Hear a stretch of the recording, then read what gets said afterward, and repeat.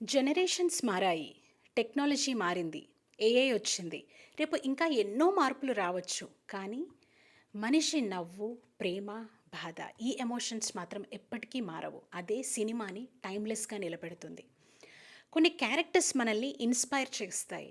కొన్ని క్యారెక్టర్స్ మనల్ని డిస్టర్బ్ చేస్తాయి.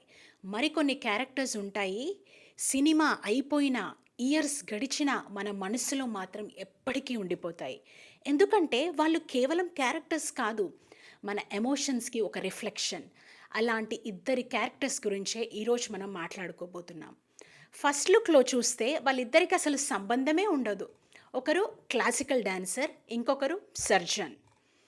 ఒకరు డికేడ్స్ క్రితం వచ్చిన క్లాసిక్ క్యారెక్టర్ అయితే, ఇంకొకరు రీసెంట్ జనరేషన్‌కి cult icon. 2 different generations, 2 different stories, కానీ ఒక common emotion. Extraordinary talent, self destruction and unconditional love. వాళ్ళ జర్నీని కొంచెం డీప్‌గా అబ్జర్వ్ చేస్తే కొన్ని సిమిలారిటీస్ కనిపిస్తాయి. అవి ఏంటి? ఆ ఇద్దరు మనకు ఏం నేర్పిస్తారు? ఫస్ట్ సిమిలారిటీ ఏంటంటే టాలెంట్. జస్ట్ టాలెంట్ కాదు, వాళ్ళ ఫీల్డ్ మీద ఉన్న కంప్లీట్ డెడికేషన్. యతో హస్తస్తథో దృష్టి, యతో దృష్టిస్తథో మనః, యథో మనస్తథో భావో, యథో భావోస్తథో రస. మనసు, డెడికేషన్, ప్యాషన్తో పూర్తిగా కలిసినప్పుడే ఆ పనిలో ఒక మ్యాజిక్ కనిపిస్తుంది. అదే మ్యాజిక్ని ఈ ఇద్దరి క్యారెక్టర్స్లో మనం చూస్తాం. ఒకరికి డ్యాన్స్ అంటే ప్రాణం, ఒకరికి మెడిసిన్ అంటే ప్రాణం. భాలుని ఫస్ట్ టైం డ్యాన్స్ చేస్తూ చూసినప్పుడు మనం ఒక డాన్సర్ని చూడం, డ్యాన్స్ కోసమే పుట్టిన మనిషిని చూస్తాం. ప్రతి మూమెంట్, ప్రతి ఎక్స్ప్రెషన్ డ్యాన్స్ అంటే తన ప్రాణమని చెప్పేస్తాయి. అర్జున్ని హాస్పిటల్లో చూస్తే తన కాన్ఫిడెన్స్, సర్జరీస్ చేస్తున్నప్పుడు ఉన్న పర్ఫెక్షన్, తన ప్రొఫెషన్ మీద ఉన్న ఆబ్సెషన్ అన్నీ కలిసి ఒక ఎక్స్ట్రాడినరీ డాక్టర్ని చూపిస్తాయి. వాళ్ళిద్దరికీ టాలెంట్ అనేది ప్రొఫెషన్ కాదు, అది వాళ్ళ ఐడెంటిటీ. దానివల్లే వాళ్ళు డిఫైన్ అవుతారు. అందుకే వాళ్ళ వర్క్లో అంత పర్ఫెక్షన్ కనిపిస్తుంది. వీళ్ళు ఈ ఫీల్డ్ కోసమే పుట్టారా అనిపిస్తుంది, కానీ ఆ ఎక్స్ట్రాడినరీ టాలెంట్ వెనుక వాళ్ళు ఎంత సాక్రిఫైస్ చేశారో, ఎంత డెడికేషన్ పెట్టారో వాళ్ళ లైఫ్ జర్నీనే చెప్తుంది. ఇంకొక సిమిలారిటీ ఏంటంటే ప్రేమ. భాలుకి మాధవి అంటే ఆరాధన, అర్జున్కి ప్రీతి అంటే ప్రాణం. కానీ ఆ ఫీలింగ్ ఇంటెన్సిటీ మాత్రం ఇద్దరిలో ఒకేలా ఉంటుంది. వాళ్ళు లవ్ని ఎప్పుడు క్యాజువల్గా తీసుకోలేదు, హార్ట్ అండ్ సౌల్తో ప్రేమించారు. ఆ రిలేషన్షిప్ వాళ్ళ లైఫ్లో ఒక చాప్టర్ కాదు, అదే వాళ్ళ జీవితం అయిపోయింది. కానీ లైఫ్లో కొన్నిసార్లు ప్రేమ కన్నా పరిస్థితులే గెలుస్తాయి. సపరేట్ అవ్వాల్సి వస్తుంది. అప్పుడు స్టార్ట్ అవుతుంది అసలైన పోరాటం.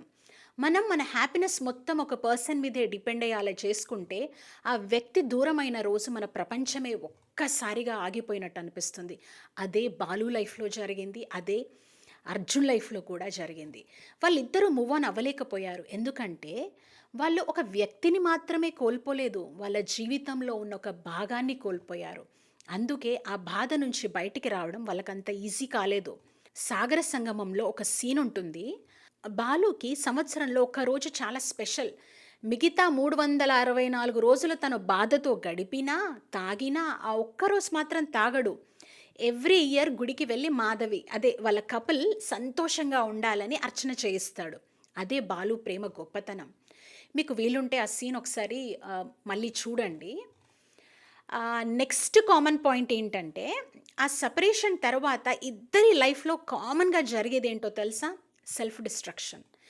పెయిన్ని ఫేస్ చేయడం బదులు దాని నుంచి ఎస్కేప్ అవ్వాలని ట్రై చేస్తారు. ఆల్కహాల్ వాళ్ళకి సొల్యూషన్ కాదు, అది టెంపరరీ ఎస్కేప్ మాత్రమే. కానీ కొన్నిసార్లు ఆ టెంపరరీ ఎస్కేపే పర్మనెంట్ ప్రాబ్లంగా మారిపోతుంది. ఈ 2 సినిమాలలో డైరెక్టర్స్ ఆల్కహాల్ ఎప్పుడు గ్లోరిఫై చేయలేదు. హార్ట్ బ్రేక్ అయితే ఇలా అయిపోవాలి అని కూడా చూపించలేదు.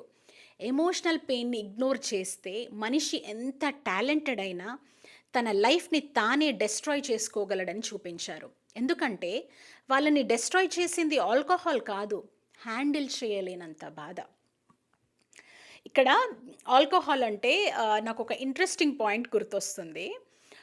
ఒక టీవీ ఇంటర్వ్యూలో యాంకర్ విజయ్ దేవరకొండని అడుగుతారు, సినిమాలో ఆల్కహాల్ని చాలా ఎక్కువ చూపించారు కదా డైరెక్టర్ అని. అప్పుడు విజయ్ అంటాడు, మీ ఫోకస్ అంతా దాని మీద ఉంది అని. ఈ సినిమాలో ఆల్కహాల్ అనేది సెలబ్రేషన్ కాదు, అది అర్జున్ లోపల ఉన్న పెయిన్, యాంగర్, లోన్లీనెస్కి ఒక రిఫ్లెక్షన్. మనం ఫోకస్ చేయాల్సింది, చూడాల్సింది బయట కనిపించే యాక్షన్స్ కాదు, ఆ యాక్షన్స్ వెనక ఉన్న బాధ, ఆ pain. That was one of the best interviews I have ever watched. అది చూశాక I became a huge fan of him. తరువాత సిమిలారిటీ ఏంటంటే, ఒక మనిషి కంప్లీట్‌గా బ్రేక్ అయిపోకుండా ఉండడానికి కొన్నిసార్లు ఒక స్ట్రాంగ్ సపోర్ట్ సిస్టమ్ అవసరం. అలాంటి సపోర్ట్ వీళ్ళ లైఫ్‌లో ఎవరు అంటే, ఈ ఇద్దరి లైఫ్‌లో ఒక కామన్ బ్లెస్సింగ్ ఉంది. గమనించారా? ఒక ట్రూ ఫ్రెండ్. సాగర సంగమంలో బాలుకి రఘు. బాలు టాలెంట్, తన పెయిన్, తన వీక్‌నెసెస్ అన్నీ తెలిసిన పర్సన్. బాలు రాంగ్ పాత్‌లో వెళ్ళినా రఘు తనని వదిలేసి వెళ్ళిపోడు. తన పక్కనే నిలబడతాడు. మార్చడానికి కూడా ట్రై చేస్తాడు. అట్లనే బాలుకి కూడా రఘు అంటే కేవలం ఫ్రెండ్ కాదు. ఒక సీన్‌లో రఘు కోసం అగ్రెసివ్‌గా రియాక్ట్ అయ్యే విధానం ఉంటుంది. 2 తప్పులు, 2 మిస్టేక్స్. నంబర్ 1, ఒక మహాకవికి ప్రూఫ్ రీడర్ జాబ్ ఇస్తార్రా? నంబర్ 2, అందులో నుంచి కూడా తీసేస్తార్రా? పంచేంద్రియాలనే కాదు, ప్రపంచాన్నే రాయిలా నిలిపేవాడు ఋషి, రాయిలా పడి ఉన్న ప్రపంచాన్ని అహల్యగా మలిచేవాడు మనిషి. Written by my friend Raghu, great poet అని ఫైట్ చేస్తాడు. ఆ సీన్ ఉంటుంది సినిమాలో one of the best scenes. అలానే వీళ్ళిద్దరి మధ్యలో ఉన్న బాండింగ్ని కె విశ్వనాథ్ గారు చాలా బ్యూటిఫుల్ సీన్స్తో చూపించారు. చాలా మంచి సీన్స్ ఉంటాయి. అట్లనే అర్జున్ రెడ్డిలో శివ కూడా అలాంటి ఫ్రెండే. అర్జున్ కోపం, పెయిన్, సెల్ఫ్ డిస్ట్రక్షన్ అన్నీ చూస్తూ కూడా శివ ఫ్రెండ్గా తన రెస్పాన్సిబిలిటీ మర్చిపోడు. ఎందుకంటే ట్రూ ఫ్రెండ్షిప్ అంటే మనం బెస్ట్ వర్షన్లో ఉన్నప్పుడు సెలబ్రేట్ చేయడం కాదు, మనం వర్స్ట్ వర్షన్లో ఉన్నప్పుడు కూడా వదిలిపెట్టకపోవడం, పక్కనే నిలబడటం. అర్జున్ని మార్చడానికి చాలా ట్రై చేస్తాడు, ఎప్పుడు పక్కనే ఉంటాడు క్లైమాక్స్ వరకు. సో ఫార్ మనం ఈ ఇద్దరి క్యారెక్టర్స్ మధ్య 4 సిమిలారిటీస్ చూసాం. Talent, love, pain, friendship. మీకు ఇంకేమైనా సిమిలారిటీస్ అనిపిస్తే కామెంట్స్లో తప్పకుండా షేర్ చేయండి. నాకు ఇక్కడ సాగర సంగమంలో ఒక సీన్ చెప్పాలనుంది. క్లైమాక్స్లో కమల్ హాసన్ గారు ఆ బాలుని నేనే అనగానే సభలో అందరూ చప్పట్లు కొడతారు. ఆ సీన్ ఉంటుంది. ఒక కళాకారుడికి ఇంతకన్నా ఏం కావాలి అనిపిస్తుంది.